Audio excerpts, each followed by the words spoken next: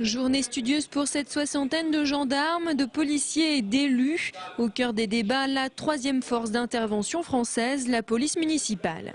Je pense qu'elle répond, ces polices municipales, à un besoin qui n'est pas satisfait par les forces étatiques, police et gendarmerie.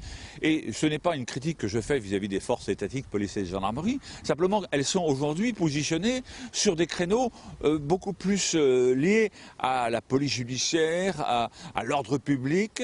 Et ce qui fait que la présence quotidienne et visible n'est plus forcément, dans leur pratique quotidienne. On leur demande d'être présentes sur le terrain dans les créneaux propices à la criminalité et à la délinquance.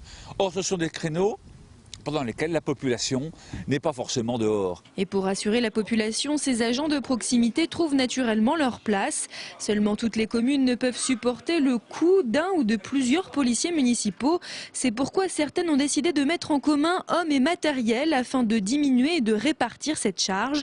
C'est ce qu'on appelle la mutualisation.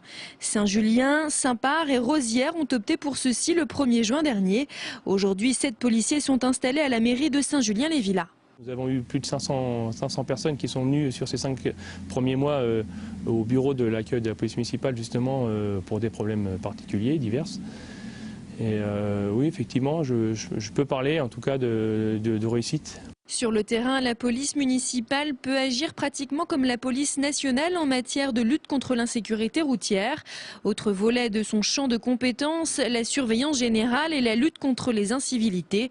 De petites interventions qui soulagent la police nationale. Ça nous arrange bien sûr, mais il faut organiser la complémentarité entre les deux services, d'où la loi là aussi qui est intervenue, qui prévoit notamment des conventions de coordination. La réussite de ce triptyque gendarmerie, police nationale, police municipale dépendra de la bonne compréhension du cœur de métier des uns et des autres et de la bonne articulation de leurs actions.